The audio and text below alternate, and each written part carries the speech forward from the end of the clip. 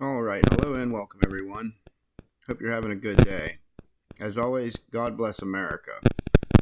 Today we're going to be going over a video from Corey Mills, a congressman from Florida, grilling the Secretary of Defense in high speed. So let's get straight into it. Gentleman from Florida, Mr. Mills. Thank you, Mr. Chair. Secretary Austin, I want to first start out by saying I'm relieved to hear that the diagnosis in your health is improved, and we hope that continues to do the same. So that's really good to hear. As one of my colleagues, Mr. Panetta, had pointed out, the Sahel area has had 8 coups since 2020. Is that correct? There have been a number there, yes. Can you tell me who is president since 2020? I'm sorry? Who has been president of the United States since 2020? Of course, President Biden was inaugurated. And I want to go into Iraq for a moment. The amount of Iranian missiles and rockets that's been fired has been vastly increased between 2021 and 2024. Would you agree? Over 159 plus attacks? There have been a number of attacks. The vast majority of those attacks have been ineffective. And can you tell me who was president during this time? Of course, it was President Biden. What I will also tell you in 2019, we were able to put 18 historic peace treaties in place called the Abraham Accords. Do you agree that, given the fact that it wasn't since 1979 for Egypt, 1994 for Jordan to normalize relations with Israel, that this was a very good step towards helping with stabilization of the Middle East? I do agree with that. And can you tell me who put that in place? It was a previous administration, obviously. Can you tell me who that was exactly, Mr. Secretary? I didn't think so. Won't even say his name. The previous administration, basically giving Trump's administration credit, but not Trump himself. These people are so crooked and slimy. That guy's a snake. And under the attacks that took place on October 7th of 2023 that resulted in over 1,200 innocent men, women, and children being slaughtered, being raped, being taken hostage, etc., can you tell me who was president at that time? Of course, it's President Biden. President Biden, literally, people all over the world are being murdered and raped now because of the stupid decisions of this administration, President Joe Biden.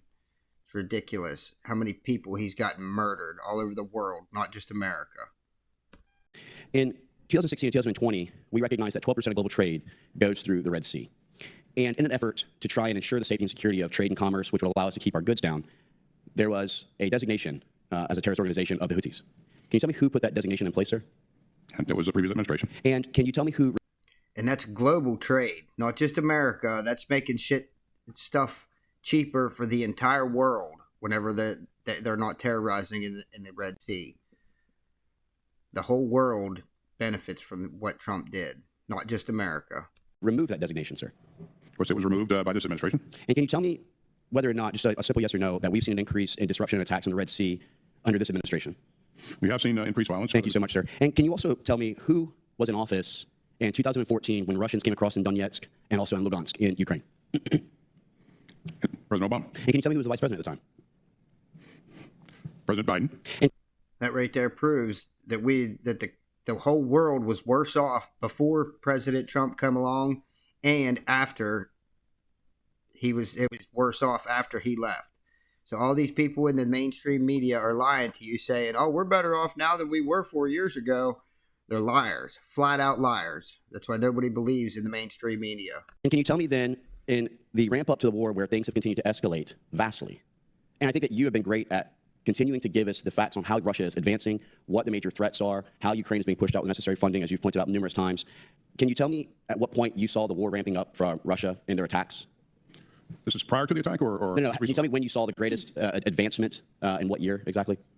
6 months ago. Okay. And who was the president at the time? If we had the ability to... My point in trying to understand this, Mr. Secretary, is that we have pointed out numerous times, as my previous colleague said, that we are not safer now under this administration than we were previously, which is a contrary statement to what you've said, as I've just outlined. And not to mention the fact that your predecessors, let's just say in the Democratic administration, Secretary Robert Gates, he also made a comment that said, "I think he has been wrong on nearly every major foreign policy and national security issue over the past 4 decades." Can you tell me who he was referencing in that comment? I believe Secretary Gates was referring Can you just please tell me who he was referencing? President Biden. President Biden. But so what we established here is that we are not safer under President Biden than we were under President Trump. What we are establishing is that the Abraham Accords was put in place under President Trump to help, and that the things that are occurring in Ukraine, in the Sahel, in Israel, in Afghanistan with the Bosch withdrawal would not have happened under President Trump. Gentleman's time expired. That right there proves it. Trump was literally creating world peace. And these warmongers, the Democrat warmongers that make money off of war, hate him for it. And they're trying to literally put him in jail so they can keep making money hand over fist and taking our tax dollars. Gets me so aggravated. All right, that's today's video. If you like it, like it. If you like it a lot, subscribe.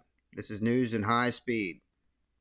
Thanks, everybody. Till the next time, have a good one, and God bless you.